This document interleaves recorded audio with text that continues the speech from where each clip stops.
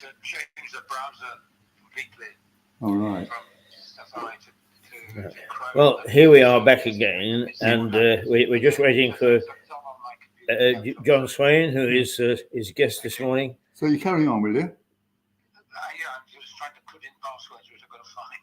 All right. Okay. Is to fiddle with the technology at the other end, and Stewart will be chatting to him shortly. Right. Okay. Okay. Well, we might actually talk about what Mr. Hunt is doing, whatever his name is. Well, yes. When is he on his feet, Stewart? Afternoon, mate. Right. What time? What is very, very, very interesting is that he's making cuts for businesses, right? And he says labourers or whatever it is. Now, that excuses him for taking cuts in the man in the street, because their point is there's how many businesses, right? Not as many as men in the street. This is the whole thing. What people don't understand is that they say cuts for when there's 6 million people, as opposed to what a few thousand businesses. Right. So it daren't cut for the man in the street, because it will mean they have a lot of money to spend. Yeah. And that will stoke up inflation again. Now, I didn't get a degree at Sussex University for economics, No, but I mean, you're a very, very experienced journalist, and the front pages of the newspapers have got contradictory reports. Yeah. That he's going to cut national insurance and so on and so forth, and then somebody else is a business. Actually, business taxes are going to be cut. But as you and I well know, is the so-called lobby correspondents supposedly get the inside track. Yeah. But it seems to me that Jeremy Hunt is playing it very close to his vest. Yeah, but my answer to what you just said is don't believe what you read in the paper. Well, no, but in this particular case, they're contradictory. So who do we believe? Neither of them. What he'll do is he'll come out and he'll say no cuts. Well, you see, the whole point is that Rishi Swishy, he's actually trying to be a later day Mrs. Thatcher. That's going to sound nice, isn't it? Yeah. I mean, to be quite serious for a moment. No, he wants to be a Thatcherite type conservative, right? That's why he makes all these stupid things about licenses in the North Sea, or while he's doing all these kind of ridiculous, tax breaks for all the businesses, i.e., businesses people. Yes. Conservatives. Yes. Right. But seriously, you recall, because you sat with me on one occasion when Rishi Sunak was Chancellor and got to his feet in the House, and we everybody said, "Oh, what a marvelous job that he'd done," and you and I said, "Balls! he actually has done is all mouth and no trousers. What he's done is he's taken from here and put to there and pretended that it's new money. And I mean, he is sleight of hand, isn't he? And he was as a Chancellor. So I wonder what the two of them have cooked up between them. Well, I don't know. They certainly want. They don't want to do the what's the other one? Oh, look, you've got John Hensey coming now. Yeah. Oh dear. What are we going to do? Yeah. Well, I don't know. We really got terribly backed up because Mark maybe is on standby as well. The only thing I can suggest. Can you give John some time and ask him if he can come back on at say 11 o'clock, and that'll give him time to figure out his browser. That will put me in a very difficult. Oh, will it? Okay. Let's have a think. Hi, John. We're on the air at the moment, so don't swear. Is he there? What about 10:30? Should we just give him to 10:30? Well, it's 10:30 now. Yeah. I mean, John could, if you wanted to go and have a cup of coffee until 11. Me? Yeah. Well, I've got a cup of coffee here. Yeah. Well, I mean, the thing is that if John's not on, I can take John Henty. All right, I'll have a word with John. I'll have a word with him. All right. I'm say sorry. what- We're doing this in front of you, and we shouldn't. Let's just.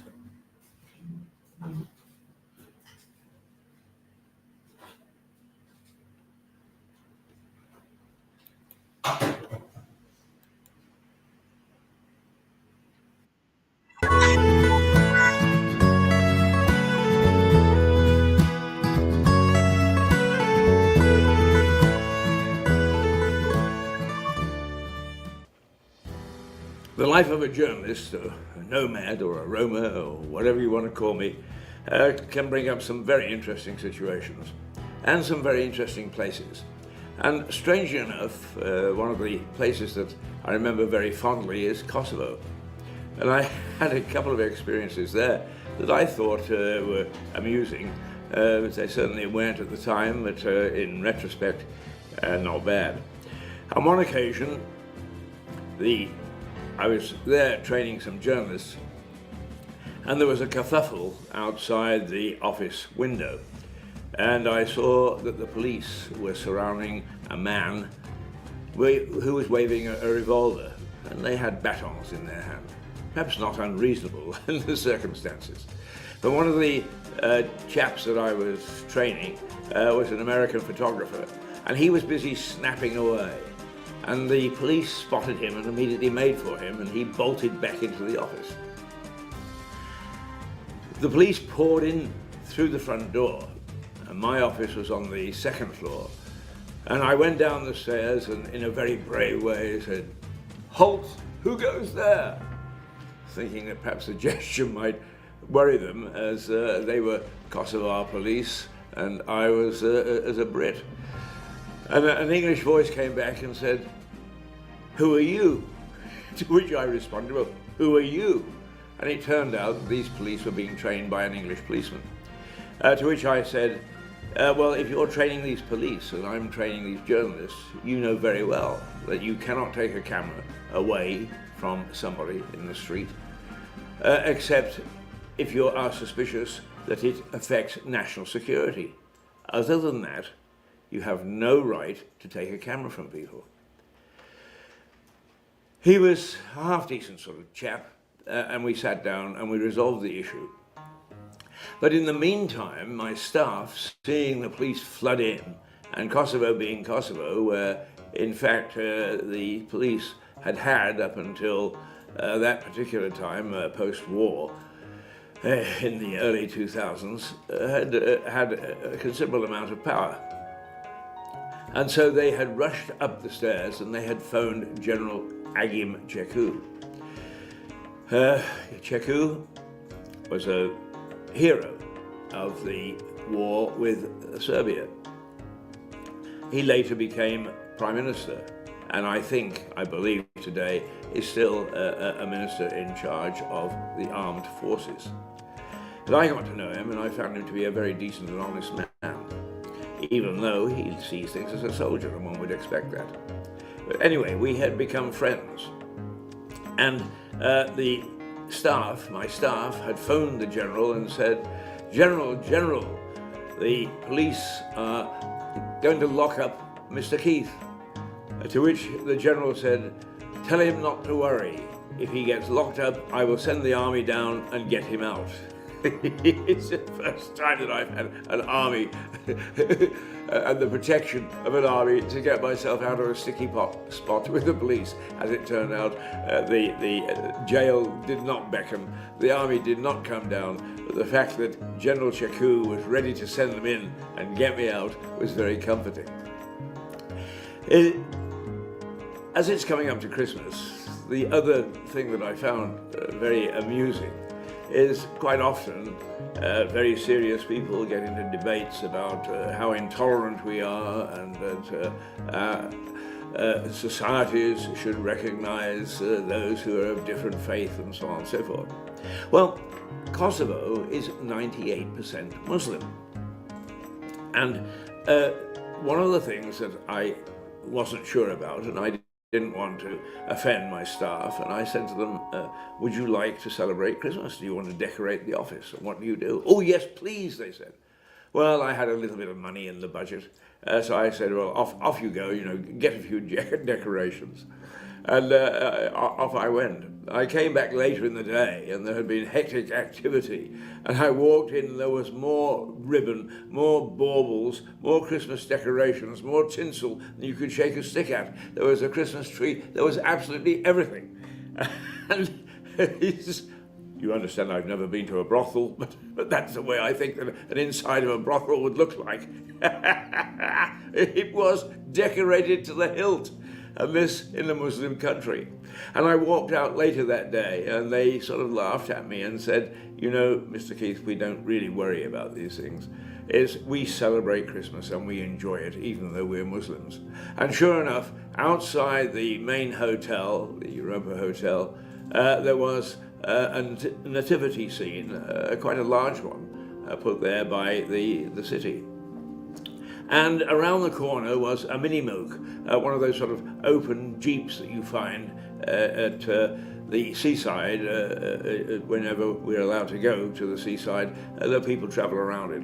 And around the corner came the mini moke with music blaring, jingle bells and carols and so on and so forth, and with a Father Christmas yelling out, Merry Christmas, have a happy time, and so on and so forth. It took me aback. The one thing that you expect in a Muslim country is that they don't celebrate Christmas. My goodness me, in Kosovo, it was a Christmas to remember. It was terrific. And we had several parties, initiated, I may say, by my Muslim staff and not by me, although I'm always good for a party. So, out of jail, courtesy of the General, Christmas in a Muslim country with mini mokes, Father Christmases, nativity scenes, and an office looking like a brothel. Doodle pip.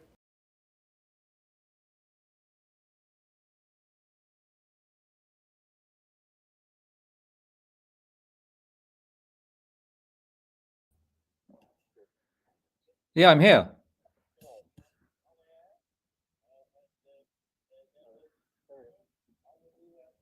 Can you see me? I see you too. I don't know how.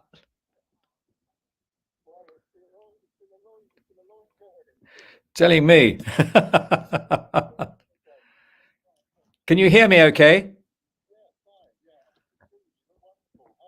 All right, I'm surviving.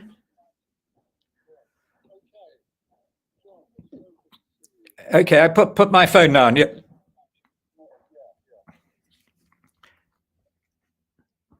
I can't hear you, Stewart. Right. Okay.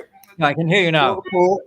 For other viewers who've just come on, my Yeah. guest today is John Swain, who has been a distinguished war correspondent for most of his adult life, and he's been a great friend of mine. And I used to do, travel in his wake when he was moping up all the wars.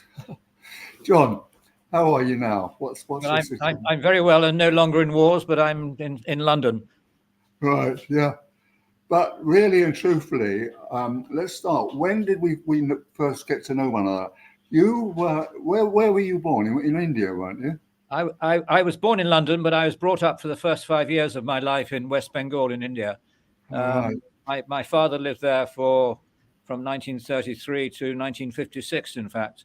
And I was born in 1948 in London and went out on a P&O liner to India when I was a few months old. And God, you've been deceiving me all these years.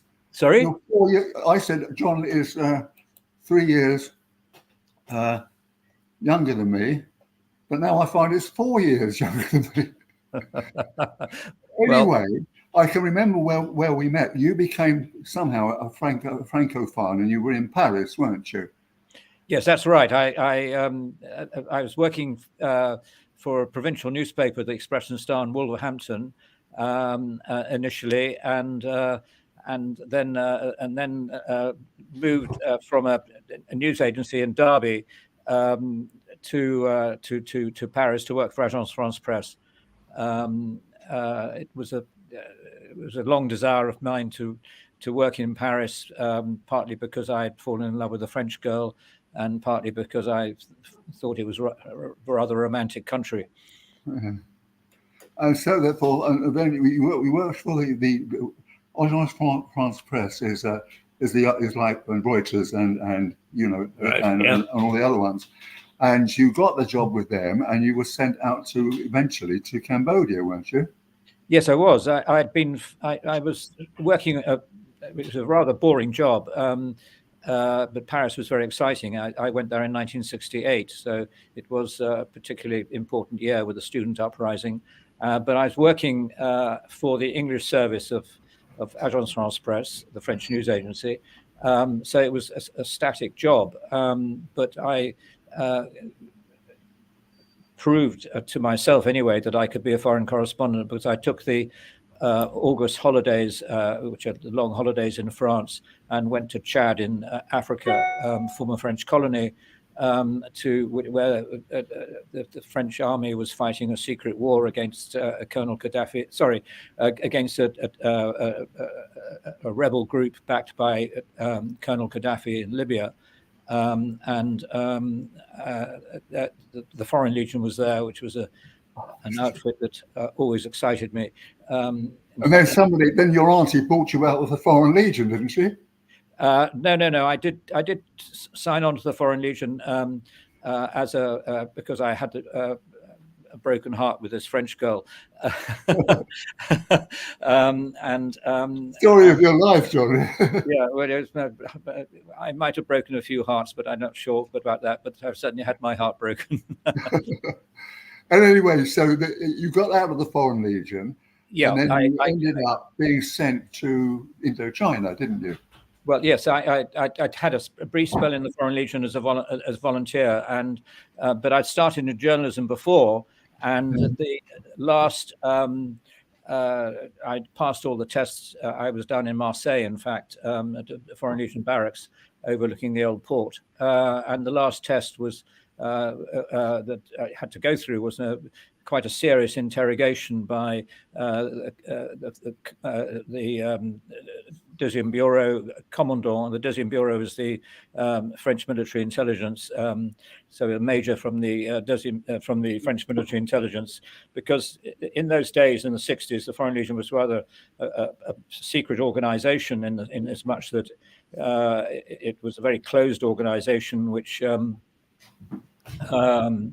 was worried, particularly at that time, that it might have volunteers who were communists, or from Eastern Europe who were communists, this, that, and the other. So they wanted to know your background, and I'd said I'd been a journalism, and the commandant slapped his fist on the table and said, "No journalism here," because he just thought I would be writing about the Foreign Legion.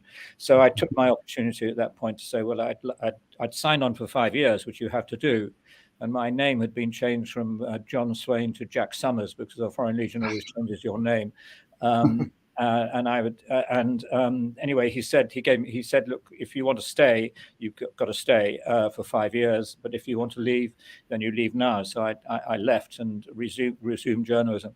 So and then you turned up in. I remember I met you in 1970 when Cambodia was in its beginning, its turmoil. And then you came over to Vietnam. Yes. Yeah, that's where we met, basically, yes. wasn't it? The fact is that long story this, but I was sent by Financial Times to the Far Eastern Economic Review. And I was in sort of, because they wanted a business editor. And it was like a secondment, really. And I got fed up with being a business editor, so I wanted to go to Vietnam. So I went down to Vietnam and I met John, and we were both down there. And then John was doing for the Observer and I think the Economist, or I was, but then you took it from me, didn't you? So I was actually. I might have. I think I took the Economist from you at one point. Yes, because when you left. But I think the point it was very funny how I got to be in Vietnam, because Freddie Fisher was then the editor in London after the great Gordon Newton, and he had sent me off to Hong Kong to see about this Far Eastern Economic Review. And then he said to me, Stuart, when I was in Hong Kong, apparently the Hang Seng Index was doing very well. So I wrote all these stories, sent them back to London. And they were on the front page all the time. And Freddie, who had a sort of Dr. Strangelove accent, said, Stuart, you're doing very well. I want you to go to a new appointment. I said, funny actually, Freddie, because I think I want to go off to Vietnam and be a war correspondent. He said, no, we do not want a war correspondent, Himmel. You're not interested in small wars. And that's how it came on. Well, lucky you, yes. Well, we did meet, and we did meet in Saigon. I think possibly at the Hotel Royale, run by. Most certainly was. I was just going to tell the viewers about this. The Hotel Royale was a wonderful French hotel, which was run by a Corsican called Monsieur Octavie, wasn't he? Yes, and I got a picture of his funeral, of you and me going to his funeral. Yes. And he was a wonderful man because he took in all the British guys and a couple of Australians, but the Americans sort of scorned it. And it became really a sort of British sort of place. And he used to actually, because he was very much a dope man, wasn't he? With the pipes and all the rest of it. And he used to say, look, vous connaissez Monsieur Dolly? He used to call me Monsieur Dolly. I said, oh, yes, right. And then he says, Monsieur, do vous connaissez Le Gavin Young? And then there was Martin Willicott. He says, Monsieur Dolly, do you know Monsieur Umleclot? That's Martin Willicott. And it went on like that. And he thought it was a hotel of premier class. And it wasn't that at all. It was very close to being a brothel, in fact, but we kept it to ourselves. But it was amazing. It was an amazing place to be in when all these Americans were setting up in the Caravel and overtaking Graham Greene's continental shelf. Do you remember? Yes, I do. Well, the thing about Monsieur Octavie was an opium addict, and I had a room in the hotel on the second floor, and his room. He was married to a Vietnamese woman. Had a Vietnamese wife, and his room was at the end of the corridor, and his face was parchment colored because it was like parchment because the opium had sort of done various things for his body, I suppose. And I used to come upstairs after a very nice dinner with you and a bunch of mates, and the corridor would reek of opium because he'd gone up there to smoke smoke a few pipes before he retired to bed. Well, actually, I wrote about a whole traveller's piece, which everybody loved, when I said that Monsieur Octavie had the face of the map like the Central Highlands. And also, Dick West. Do you remember Dick West, Richard West? I do indeed, yes. And John Le Carre, or David Cornwell, we called him, which is his real name. He got fed up with what was known for. What was it? What was his main story? I can't remember. Anyway, he decided he wanted to go to the wars, and he did a little drummer girl, and then he came down to Vietnam, where he wrote The Honourable Schoolboy, and he took you, me, and Richard West to a French restaurant, which he paid for. And he said, now let's get to the point, boys. You journalists, how would you fiddle expenses? That's what it did. So forth and so it went on from there. Yeah. And then how did it go on from then? And then, first of all, we were too young to have done the Tet Offensive, weren't we? Yes, it was 1968, which was the real first offensive, right? Yeah. And what the Tet Offensive was that they would overtake all the towns and villages in Vietnam, South Vietnam as it then was, and have a very big uprising. Well, the rising didn't happen, but as it happens, we didn't know at the time that Keep going. Yeah. we didn't know at the time Yeah. that it was the first television Yeah. war. Yeah, and what happened was, when they were taking over all these towns and villages, it was appearing in American front parlors every day. And the great American public, who were protesting anyway, said, "What the hell is this? We're told we're winning this war, but they're in our embassy. It's crazy." And that meant that Mr. Hall, or was it Lyndon Johnson then? Yeah, it was Lyndon Johnson, had to stop. And he wouldn't be re-elected again. And you got Nixon, and towards the end of the war. Yeah. Anyway. Yeah. And then finally we came to what? The Easter uprising, didn't we? Well, we had the 1973 North Vietnamese offensive, when they sent in a lot of troops from North Vietnam, and they the battles of Quang Tri and just below the demilitarized zone.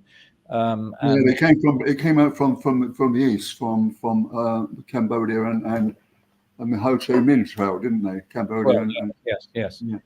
What they didn't know, none of them understood really, was that it was 1,000 yards or 1,000 kilometers, which was not defensible, basically. Yeah. It wasn't defensible. Anyway, so that didn't happen. I was there. I did that. That was my first thing when I went to when I got to Vietnam. I went down to the McVie, got my credentials as the honorary major and so forth and so on, and I got a helicopter, or was it I can't think, maybe a plane, up to Pleiku, where John Paul Van was charged. You remember him, don't you? And then they came across from Ban Mi Tot to Kontum to Pleiku, didn't they? Yeah. And Van took me in his helicopter down to the front, and he went down, and I was standing there by the helicopter and so forth and so on. He said, "Come with me," and he went along, and he picked up 3 colonels from the trench, and me and him as well came up from the trench, and all the rest of the troops were left to be actually overrun by the North Vietnamese. So that was my first real sort of exploit in Vietnam. Mm. Yeah. But then you were very much occupied in Cambodia in those days, weren't you? Well, yeah. Well, because that's where I'd started, and I'd fallen in love with Cambodia. Well, if you go into 1975, when when the Vietnam was being overtaken by the Viet Cong and the North Vietnamese, and Cambodia was being overtaken by the Khmer Rouge, and it was clear that the Khmer Rouge were going to take power in Cambodia, which was and the Americans' embassy evacuated, and I flew back into Cambodia via Bangkok, and the last Air Cambodge flight into Phnom Penh. I remember that very, very clearly, because you said to me, we were all in Vietnam, but you weren't a full staff member of the Sunday Times there. And you said, they're sending in the big guns, which was Murray Sale and a couple of others. And you said, "Look, if it comes to it, Stewart, will you look after Jacqueline, who was your girlfriend?" Yeah. Well, I said, "John, please don't go to Cambodia. I beg you not to go to Cambodia." And then Jacqueline wouldn't go. Well, right. She wasn't going to go because she wouldn't leave her mother. Yeah. It was a very painful decision I made because I left behind the girl I loved, and it was clear that Saigon was going to fall, but I didn't think it would fall straight away. But I started my journalism, war corresponding in Cambodia in 1970, and at the beginning of the war in Cambodia, and it was clear that Cambodia was about to fall to the Khmer Rouge, and it wasn't a journalistic desire; it was a sort of intrinsic, emotional desire that I wanted to be there in Cambodia at the end, when I wanted to see what happened to the country I loved. So I had a very painful goodbye to Jacqueline on the steps of the Opera House in the main square in Saigon. And, I remember that very clearly. Towards the end of Vietnam and the end of Cambodia, and you went off to Cambodia, and that led to the killing fields. It's not that you led to the killing fields, right? Yeah. But in fact, the end in Cambodia became before the end in Vietnam, didn't it? Yes, it did. No, Phnom Penh fell to the Khmer Rouge on April the 17th, and Vietnam was April the 30th. Yeah. 1975. Yeah, 1975. But I flew into Phnom Penh on this Air Cambodge DC-6, and which propeller-driven, older propeller-driven plane, and it had only 3 of its 4 engines were functioning, and it was piloted by an American who decided to fly it in to pick up his Cambodian girlfriend. So we flew into Phnom Penh Airport, Pochentong Airport, and spiraled down, and there was some rockets coming into the airport, the civilian airport, and there was a crowd of people there desperate to get out. And I don't know if he got his girlfriend out, but anyway, I got myself into the city, and there I met a very small number of journalists who had stayed behind. Sidney Schamberg. Yeah, Sidney Schamberg of the New York Times, who was an old friend of yours and mine. And Ed, the photographer, Ed. The photographer. No, yeah, Al Rockoff. Al Rockoff, yeah. An American photographer, and we teamed up, and Sydney had this wonderful Cambodian interpreter, Dit Pran, who was the best fixer and interpreter, whatever phrase you want to use. He was for a local. A local who helps you, interprets and fixes things for you. Anyway, we got into trouble on the day of the fall of Phnom Penh, April the 17th, which is told in the film The Killing Fields, when we were captured by a group of young Khmer Rouge at the Phuket Malaya Hospital, the military hospital, which was a scene of carnage because... talk. It was like a butcher's shop, wasn't it? Yeah, well, it was, particularly in that day, because the rockets were coming into Phnom Penh, Khmer Rouge firing rockets into the city and shelling it. And the staff at the hospital mostly staying home. So there's a tiny staff, but there were casualties were coming in, both military and civilians who have been wounded by the rocket fire, but they weren't being treated. So the corridor was was filled up with bodies of dead and dying, and there was so much blood in the corridor that an assistant was actually using his broom to push the blood down the shaft of the lift. So it wasn't a happy scene at all. Anyway, we saw all that, and we were obviously disgusted by it. And then, as we were leaving the hospital, the young Khmer Rouge entered the courtyard and saw us, and obviously thought wanted to captured us because we were white, apart from Pran, and regarded as Americans who had been bombing the country for years.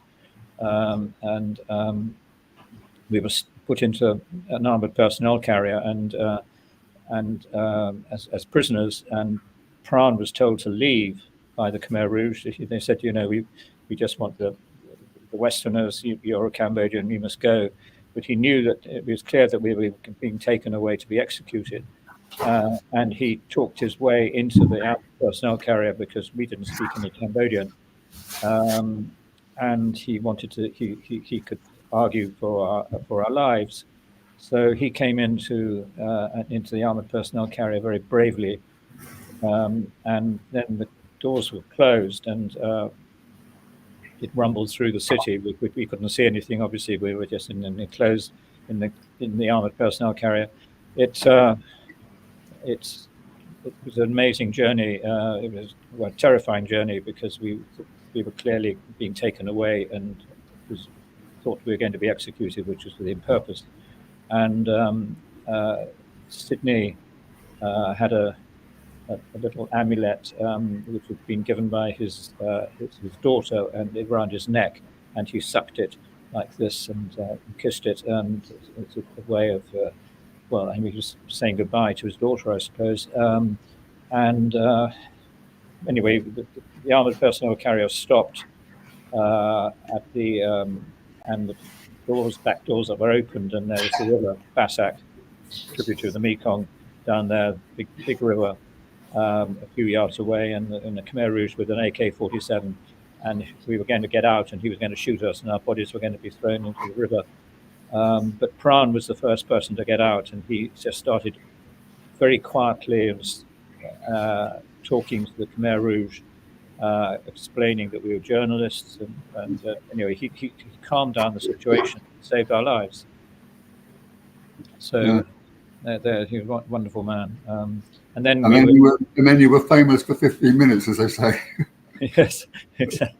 Well, then when we ended up in the French embassy, which where all the foreigners were sent by the Khmer Rouge, but the Cambodians there were forced to leave, and we tried to save Pran's life because we knew that the Cambodians who were leaving were probably going to be killed by the Khmer Rouge, which is true. That's what happened. Well, anybody who had glasses was killed, wasn't it? The Khmer Rouge were really against the city dwellers because they regarded them as being. It was a certain Maoist situation, wasn't it? Yeah. So that was that. Yeah. So anyway, after that, Vietnam actually, because when the last thing in Vietnam, it started off in Da Nang. Now, in the Tet Offensive, there'd been a big bloodbath, but this time there was another bloodbath in Da Nang where all the troops and so forth and so on. But when we went down to Saigon, the spies, the North Vietnamese spies, had said there won't be a bloodbath. We won. It's over.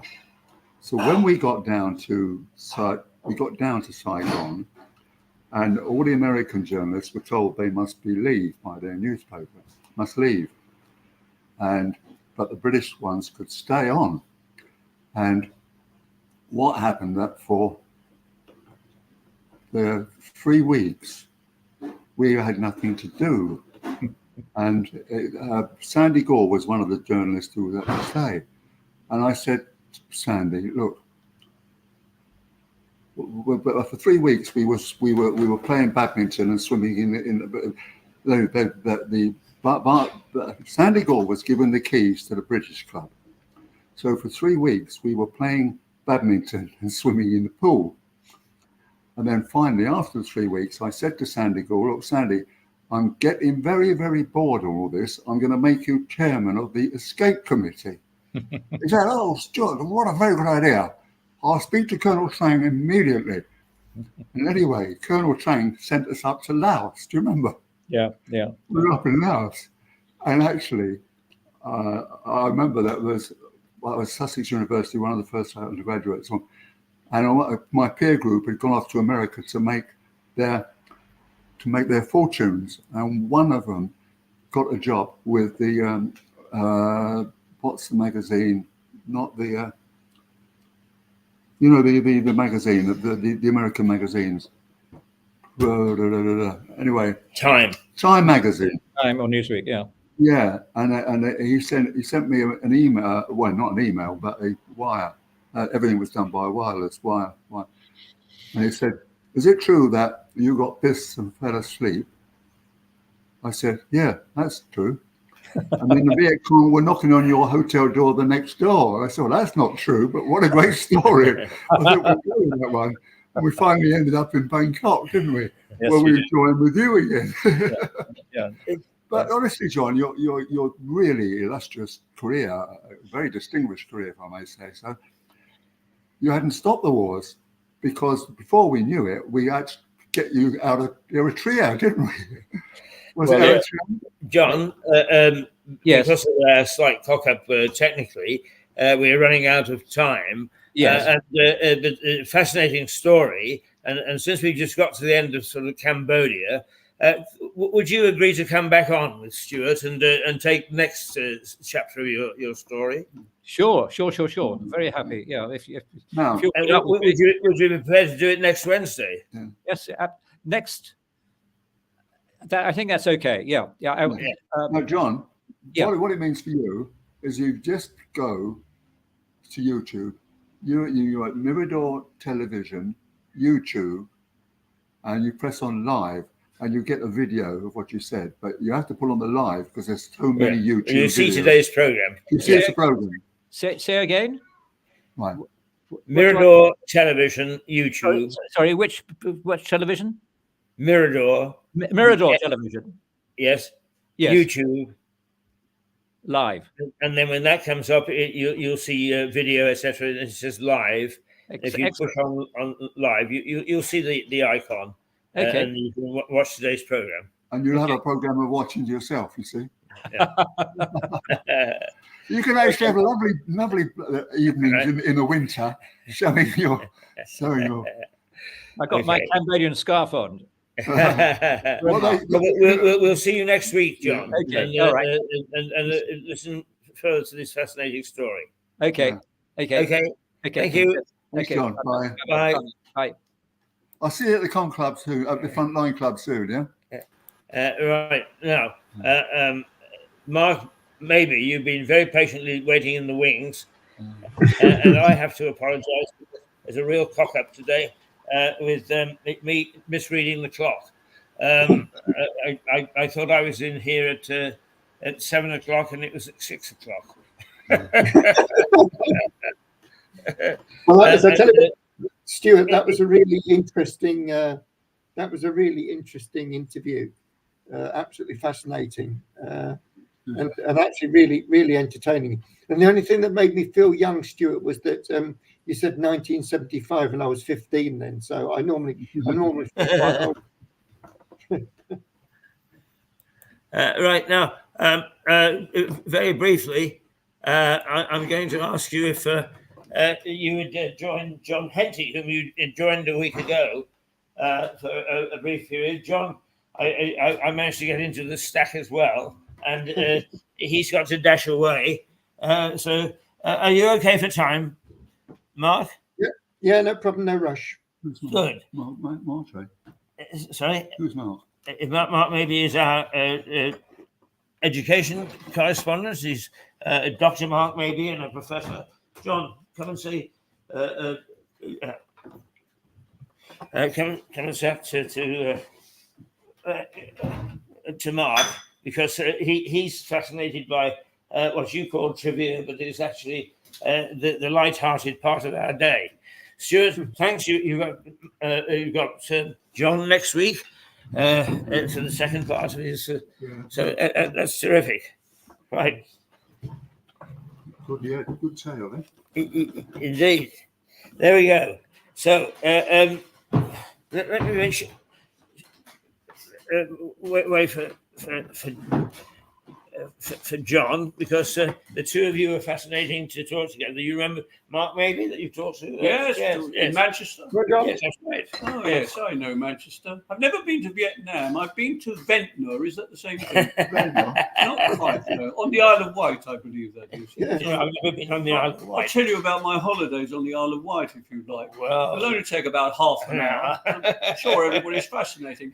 First of all, we went to Cowes. Now, Cowes is an interesting place, really, because there's where an awful lot of boating people go there, you know. I've never really been in a boat. Punt. A punt is more my scene, in fact. Or I rather like those little boats which you paddle with your feet, you know. There's a very good...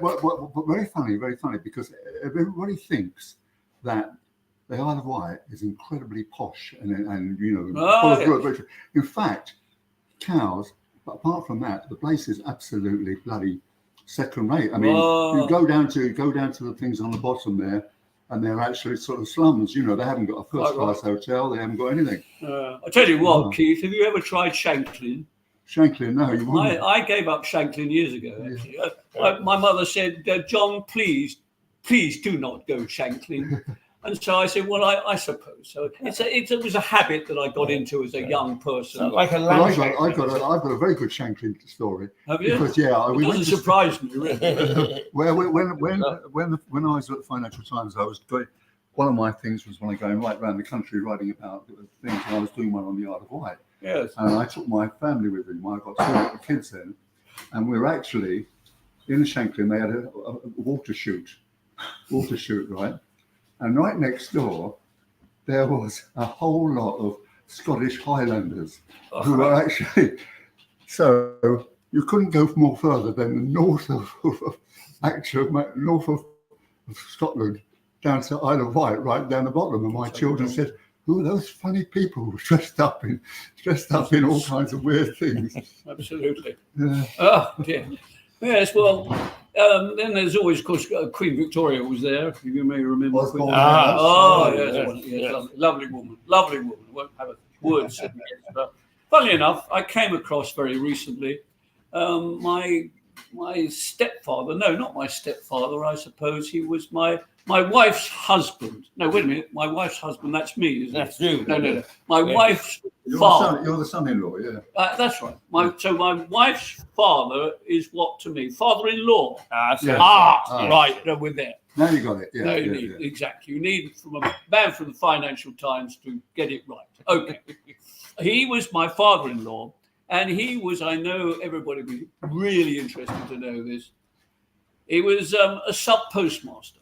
He used to be a postmaster in submarines. No. And he was in a place called Beckenham. Now, Beckenham is a very nice place in Kent. And occasionally he liked stamps. I mean, he sold stamps, so he liked them anyway. And if there was ever an issue of stamps that was slightly faulty, he knew about it and kept them. So I have this little envelope with some of these stamps in it. And also, probably worth a millionaire. they could be worth a vast sum of money, and I'll probably buy you out then, Keith. But anyway, in addition to that, little cellophane bag full of little tiny silver coin. I think they're silver. And these were all, I don't know what they were in monetary terms, but they were used in Victorian times, and a very young Victorian face image on these coins. And we were thinking they might be. There's a firm in London called. It's not a silver is it? Well, I could be. Yeah. And there's a firm in London called Spinks. Now, I like any firm that's called Spinks. We'll give them a mention here. Ladies and gentlemen, if you have any silver or stamps or items of that nature, Spinks. Think Spink. You see, it's a marvelous firm. I mean, if this man up in London, I'm sure there are some people up there in Spinks who are watching this at the moment. And I mean, if they are, then I offer you that. Think Spink, which is wonderful. Now, the other thing I'd like to say, I wasn't here last Wednesday. You may have noticed, or maybe you didn't notice. We noticed. I was in London. We won't go into that. In fact, very rarely do go into that, actually, because it's so busy now. I mean, my London has gone, although I did wander one or two parts that I liked. Cecil Court, lovely shop with bookshops, of course, lovely area. And then into St James's Park, and that was a joy. It was a sort of an autumnal day, and I sat there with a cup of tea. I got in a little kiosk, and I just watched the colours changing. I mean, Sheffield Park's lovely, but St James's Park is magnificent, and I just took that in for about 20 minutes or so, and I came away restored in a way. I felt so much better. But the other thing I did when I was up there, I was at Oxford Circus at one point, and I looked up to the north, and there, of course, and here we are in the Black Horse, you see. And when you said we'll be doing future programs on Wednesdays from the Black Horse, I thought, Black Horse, BH, Broadcasting House. Right. So I mean, BH. exactly. Yeah. So when you were in broadcasting and you were in big time broadcasting, you were in BH. So this is effectively, although the landlord may not realise this is the sort of epicenter of broadcast communication for right. the entire East Sussex, West Sussex world, and it's coming from BH, which is Broadcasting House. Isn't that wonderful? So I thought I'd mention that. Yeah. And anything else? Now, Mark, one of the things that John is famous for is he comes in with a bag, I do. and we never Yes, know what's going to be in the bag. I've always wondered what's in that bag. Oh, I'm so sorry, my dear friend. We ignored you. I apologize. It's a tendency, you know, that you notice the people on Mirador do tend to go on a bit, and I'm part of that. Mark, I will stop talking in a moment. No, John is so What's funny. in the bag? No. I mean, what's it? Open the bag! I heard someone shouting. It's probably the landlord thinking, when are these people? Time, gentlemen, please. We are going to meet, actually, my friend, up there in Manchester. And if you really want to talk about... Yes, I'm sorry, but I'm interested in Manchester for two reasons. One, my son had a marvellous education up there at a college in Manchester, very close to the Manchester City, the former Manchester City football ground. And now I'm delighted to say that my granddaughter is planning to go up there as well. So she'll have a friend up there. Absolutely wonderful. So going to university there? Sorry? She's going to university? Is she going to university in Manchester? Oh, yes, she is. Well, she's debating it. You know what it is? She's at a time now when she has to decide, shall I go there? Shall I go there? Shall I go there? And at the moment, they went to Cheerios. That's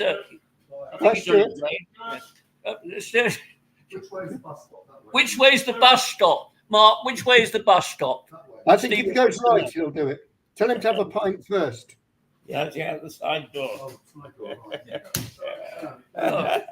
This is total confusion. Yeah, absolutely wonderful. I know, it's wonderful. I hate things to be too organised. That's why I joined Mirador Television. I mean, you know, it's so easy. These pompous people at Broadcasting House and Television Centre, and up there in Salfords, you know those BBC. They're too brilliant with their little packages and their trails and their loud music and their rather dubious presenters. Yes, absolutely.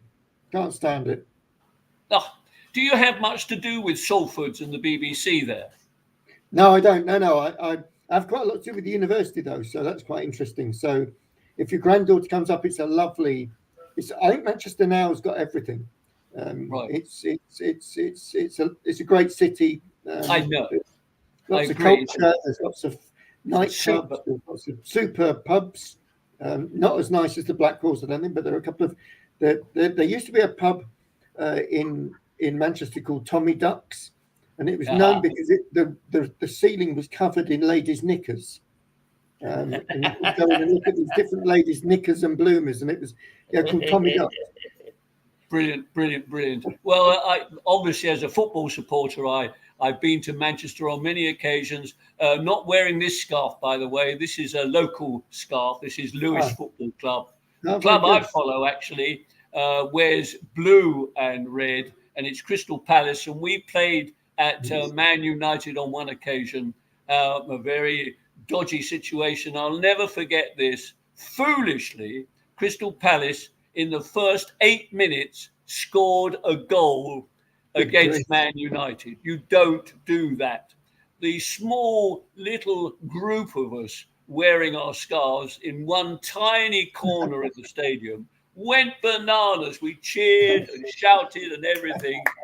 I think the goal was then disallowed, and the chant went up around the ground. I've never forgotten this. The chant went round the ground, "We know where you're hiding," which was brilliant. I love those choruses. The other brilliant one, if you go to a club where it's a very quiet attitude and there's not much going on, there's that lovely chant, "Is this a library? Is this a library?" which is very nice. They're very, very clever. There's a lot of abuse as well, which is sad.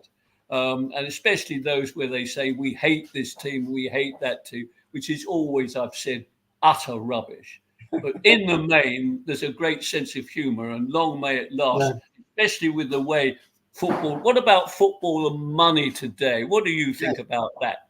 Oh, it's terrible. Well, I'm actually a Stoke City supporter. Yes. So there's lot.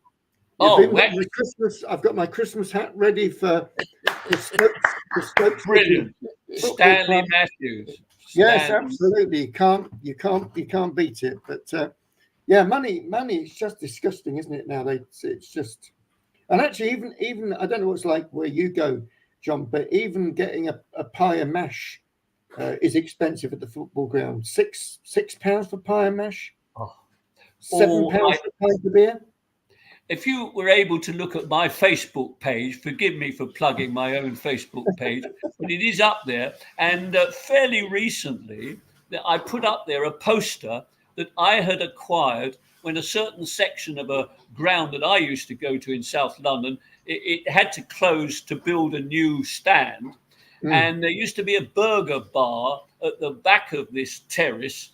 And I saw their sign, which selling all their products, Bovril, of course, chips, the whole thing. And I took it off, kept it. I've still got it, and it's up on my Facebook page. I'm going to look at that, John. And there are all the prices, including what you mentioned, pie and mash. Pie and mash, yeah. Pie and mash and gravy. It's crazy now. They say that the local club here actually is good for three things, and that is pie, pints, because it's very close to Harvey's brewery, and also points, because very often you come away with 2 or 3 points. So pies, pints, and points, you see. 3 P's. 3 P's. 3 P's. Well, I've been urged to just have a look quickly because I have to be away, and I'm sure you've got better things to be doing anyway. Hold on. We mentioned, I mean, you may think this was organised, but it wasn't. We mentioned pints, didn't we? Yes, we did. This man here and I, and especially as we're in a lovely, lovely, splendid pub, we often talk beer. And I brought with me today an interesting item. Well, I hope it is. And I'm going to produce it right now. Now, there we are. Can you see that? Yes. Yeah, I can see a nice bottle of beer. It is a nice bottle of beer. There is still beer in it, by the way. And on the label, it says Sussex Stumper, which may well be the name of the beer. I don't know.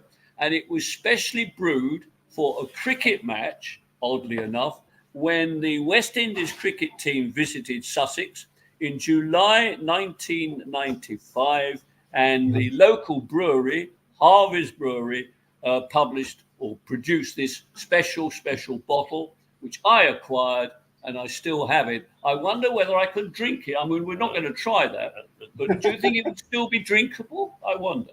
I don't know. Perhaps one day we'll have an unveiling, shall we? Well, there we are. Well, what we'll do is actually in our old headquarters, the White Hart, the Russian Russian ambassador, played cricket with our foreign minister, and it was the first time normal relations were resumed, which is in the mid-1970s, with Russia since the Crimea War. Cricket is the answer. Cricket is the answer to everything. Actually. I mean, I don't mean this I mean 5-day cricket. I don't mean this bam, slam, thank you, man stuff that they now call cricket. Again, they ruined it in my view. Yeah. It's my view. Well, and the other thing I have, just finally, is a little bottle here, which again is an empty bottle on this occasion.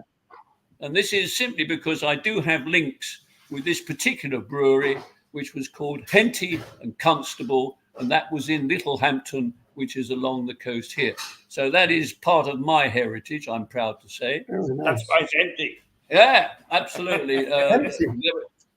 Yes, it's a wonderful bottle. And then finally, a little story here, and then I wish you all well, and thank you so much for having us. It's been lovely being here again. This is not, it is, as you can see, this is Jack Daniel's whiskey, which is Tennessee whiskey. And the brief story about that is that I was in a place called Nashville, Tennessee, which I'm sure a lot of people will know, especially country music fans. And very close by there is the Jack Daniel's distillery. And the strange thing that a lot of people don't know is that we were visitors there, but they were unable to serve us with whiskey because it is in their state, the state of Tennessee. There were very, very, very strict alcohol regulations, and they could not dispense the whiskey. So I came away with a bottle. Aha. There you are. Very There it is. nice. Yeah. But if you're drunk now, Johnny, Nothing in it, I'm afraid. I think, I was going to say, I bet it's empty. Never mind. We can rectify that, I suspect. We can. Sure, there's some behind the bar there. Actually, there's a star in the making. And before you leave, I want you to say hello to him because Declan is our host. And we've only been here a week, and he's been on screen at least 10 times. And everybody's now writing in, oh, I saw Declan. And they're not paying attention to John, you, me, just Declan. Usual story of my life. Absolutely. Yeah, story of my life too. What? Yes. Absolutely. It's like the little Russian lady. We've got a new We've made these people stars. You don't realise that. Don't forget, think Spink. Think Spink. Spink. I won't forget Spink. By the way, which way is the bus stop? I'm off. Oh. John, thank you, and sorry for keeping you waiting. And I will talk to you about a slight change to make things easier. Right, Mark. What an entertaining session that was, Keith. We never quite know what's happening or going to happen. It's an evolving program, isn't it? It just happens. It's wonderful, isn't it? And I have to say that it's finding favour with the viewers. They love all this give and take. It's more or less from first thing in the morning where the two barristers slag one another off. This morning they were on about Napoleon. Now, well, I thought you were trying to tell me something, Keith, because when I came on to join you, I just got a blank screen. So I thought, Keith snubbed me. He said, black screen for you, boy. No, we did miss you last week, and seriously, I think it was because you were able to see your mother for the last time. Is that right? Yes, that's right. Yes. 92 she was. Good old lady. And she died in the week. I died on Saturday, so yeah, she passed away on Saturday. Yeah. But she had died at home, all the things she wanted, so it was a lovely end. So that's great. And there was that marvelous photograph which you produced of you having your last drink with her. Yes, in a pub. Yes, surprise is a bit like you, Keith. I do spend a lot of time in a pub. It's always the best. I think I've told you we've got in Stoke. We've got some good pubs in Stoke actually, but we've got a really good Wetherspoons in Stoke called the Wheat Sheaf. And actually, in its time, all the big groups played there. In fact, the Beatles played at the Wheat Sheaf and the Rolling Stones. And there's loads of memorabilia in it. It's a really interesting pub. But the beer's really cheap, and the wine's really cheap, Keith. £2.32 large glass of wine, but it's a bit more expensive than Black Horse. Now that's where you did you get that, Declan? £2 what? £2.32 for a large glass of red wine. Large glass of wine. Where he says. Weatherspoons in Stoke. Weatherspoons in Stoke.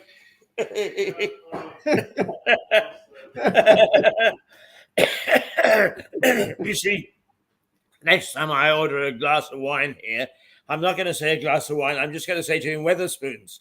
Yeah, just say spoons. Give us me spoons. Just I want spoons. I've got to be careful. I'll get myself thrown out of here if I'm not careful. Yeah, you will.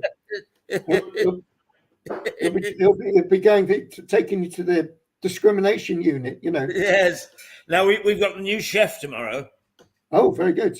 Yeah, and actually Declan, who's an absolute gentleman, went through the menu with me yesterday, and I must say that I'm really looking forward to seeing this new chef and sampling some of his good things, which he unveils tomorrow.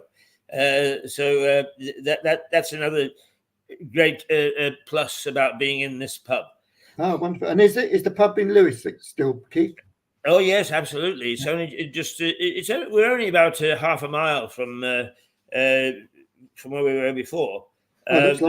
Just up the hill a little bit, because Lewes is full of hills. But it's a very, very well. It's one of the older pubs in Lewes, 1820 thereabouts, I think. Declan. Yeah, it's about 200 years old. Yeah. And it is a pub. Beautiful. You come in for a pint, and you can get food, but primarily it's a pint and conversation, and it's a good battered English pub. Excellent. And that's just what you want I have to to say is I hope he's not listening to this, but it's got a landlord of which we can be proud. He's absolutely superb. Yeah. And that's what makes it, isn't it, Keith? You know, I think I was absolutely shocked 2 weeks ago. I went to London 2 weeks ago, and my train was delayed. Surprise. So I went upstairs into the bar in the Euston. I think it's called the Euston Tap, and I said to the guy, "Can I have a large glass of Merlot?" So he poured this large glass of Merlot, and he said, "That's £15." Jeez. I said, £15, and for the first time in my whole life, Keith, I said, "I don't want it." He said, "I poured it." I said, I don't. I said, "I'm not paying £15 for a glass of wine." And in fact, I walked from there about 4 minutes to Sainsbury's, and I bought a bottle of Merlot for £7.50. Yes, I know. It's mad, isn't Ridiculous, isn't it? Just Ridiculous. yeah.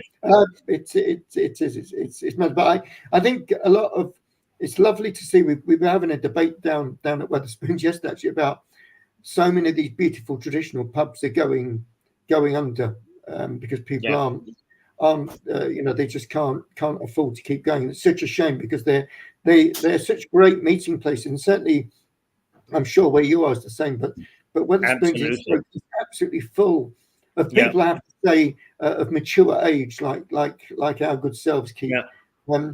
But I've got some wonderful friends that I've made in there, and it's a great place. Good laugh, real characters. Jeremy Hunt really wanted to get the economy going again. Is in this afternoon's statement he would do something to help maintain the wonderful pubs we've got. Absolutely. Yeah. You know, they need supporting, and like the beautiful pub that you're in there, and you know, it's for tough for as winter comes, heating bills, electric. It must be a massive outgoing. And if they're not busy in this very pub, I've chatted to a few people. I mean, I've chatted to them all around Lewes, and the fact that we are plotting that your new University of Innovation in Manchester is considering having a satellite, a spur in Lewes, is finding a lot of interest. Brilliant. Now, amongst the academics, you know how sniffy academics can be. And the town council is one day somebody's actually going to knock on the door and wake them up. So it's up to people such as you, me, and others who find the idea exciting to pull it forward. I think, but you and I are dedicated to making this work. Absolutely, I think that innovation and bringing people together. Although I've been saying that it won't be lectures, etc. But there's no reason why you couldn't run sessions in the pub. Absolutely. Little workshops in the pub. You get a lot more out of it, and that's the sort of thing I've been talking about doing, where we might not have massive facilities, but actually a bit like you do with Mirador TV. They'll go in, and in fact, I had an interesting experience. I don't know if I told you, but I went to university with two people, one called Jim, one called Tim. Jim, both economists, and Tim is Tim Martin, who is the CEO of Wetherspoons Pubs, and his dad died, and he bought his first pub in Manchester and Ancoats, and said, "I'm going to sell cheap beer, and I'm going to sell half price and spirits, but only British." And he said, "I'm going to draw all the students in," and that's exactly what he did. He's got 650 pubs now in England, but they are the nucleus. And why shouldn't you have 5 or 6 students running little workshops? That's right. In the pub, you don't need to just do it in stuffy rooms, etc. Well, we have talked about one of the practical things is to having giving television experience to people, and I've been mulling it over, and of course we talk on the air about things, and we know one another well enough, and the theme of this television station is to say shut up if we're stepping out of line, but I see no reason why we couldn't have a little Mirador, because virtually you can set it up in a pub. We couldn't have a Mirador wherever we've got a satellite of our university, and there could be a constant reality check for people who wanted to go into media. And if in fact we've got your friend who's got 650 pubs, let's aim at having 650 Miradors. Absolutely, it couldn't be better. No, it is. I think Mirador is a great example of that. Being able to broadcast as you do. I hadn't heard. I hadn't heard Stewart and his colleague before, but they were so funny and so interesting. And it's that sort of thing, that real life thing that's so important, isn't it? And that's what I think it is. Mirador brings is real life. And it's not all about stuffy academic stuff and all that. It's about reality. And I know we've said lots of times, but the School of Innovation, Keith, is going to be about working life. And so instead of sitting in lectures, students will be doing real things. And as you rightly said, I think that we've got a lot to talk about, because we talk about innovation, and when we started, you were kind enough to say, yes, I'll come on and I'll talk about education, Keith.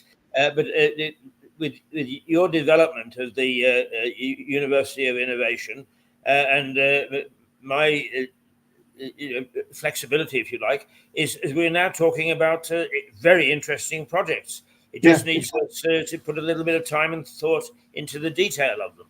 Yeah, and a lot of these things just come from a sparky thought that you have, and actually you can build that. And the more you and I've been talking, the more you can see, how the spoke could work in Lewes. And absolutely, can't get into education could get involved.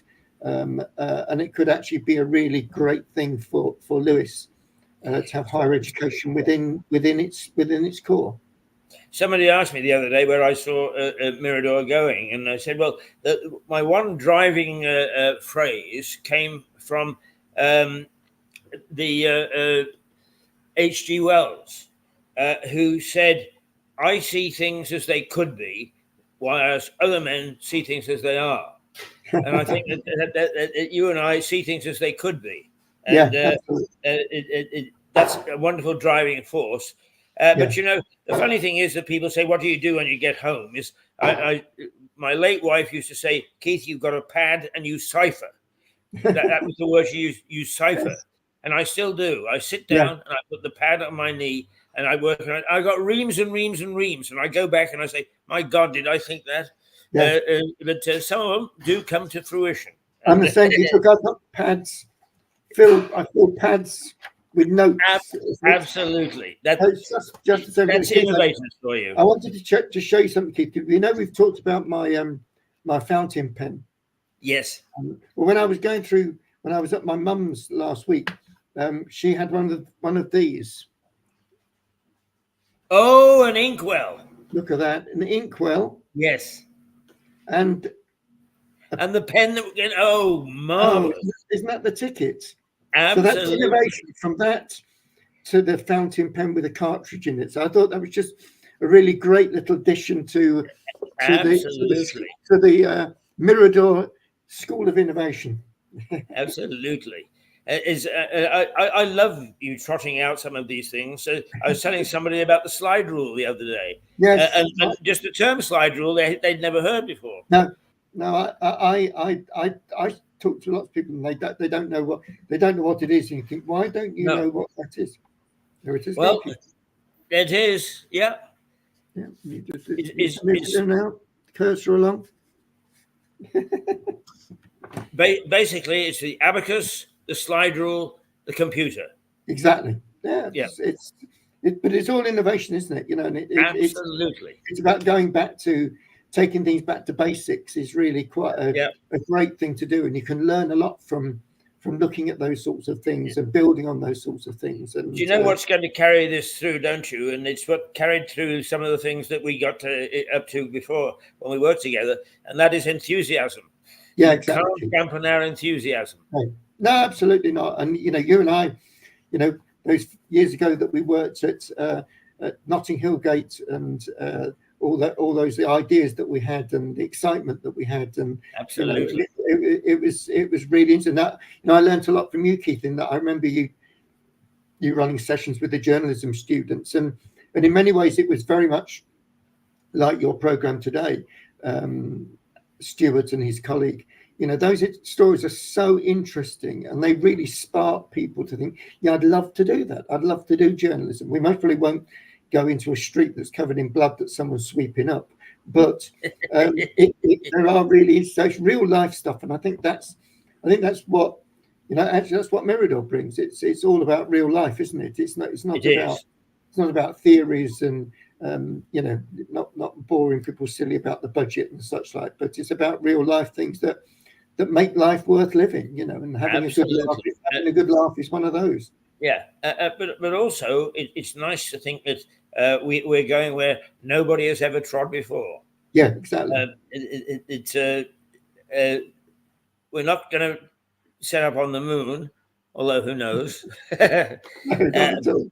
But you know, and I hope that we can impress upon the students when they first cross the door of the new university that they are treading where nobody has trod before.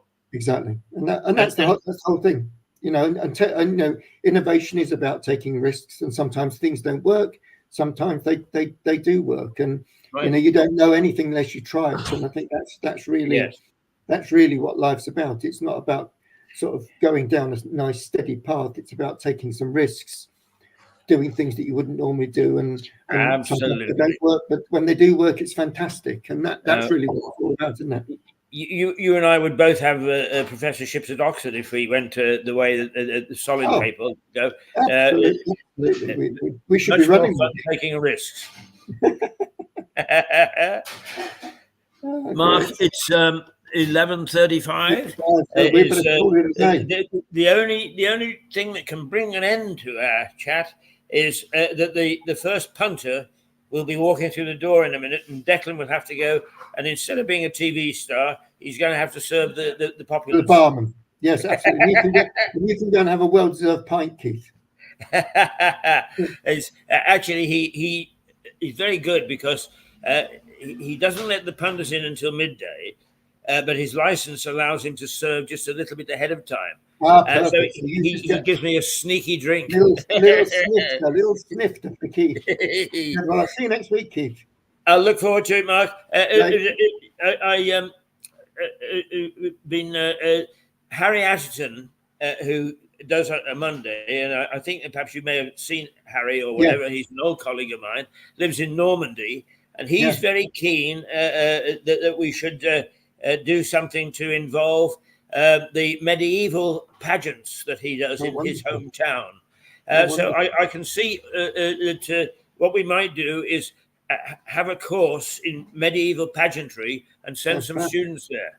Yeah, right? That sounds absolutely perfect. I'm going to go on it myself. Mark, talk to you next week, but possibly I think we're getting to a stage where we might have to start to talk in the week from now on. Yes, that's lovely. All right, kid. Have a lovely day. Thank you. And you too. Doodle pip. Oh, there we are. Out of chaos, we got some fun. But I must say that I was dreadful this morning. I didn't get anything right, and people were piled up. But like good troopers, and we are seasoned professionals, by the way. There's nobody who appears on this television station that hasn't got quite a good background in media. Is managed to come out of it with hopefully some entertaining information for you and entertaining television. And we are not on tomorrow, although I'm now talking about, because we're getting so piled up with material, I'm talking about reintroducing a limited Thursday edition. I'm speaking to John Henty about it, plenty of Henty, because he's always got lots to say and always very interesting and very amusing. So we will be back on Friday morning. We will have the two Bs starting the day, and they will be talking again about Napoleon, the second half of a two-part series. So until then, this is Keith Hayes, and in the background, the news star Declan saying toodle pip, and we will see you on Friday morning. Cheerio, he said. Let me see. Yes, cheerio indeed.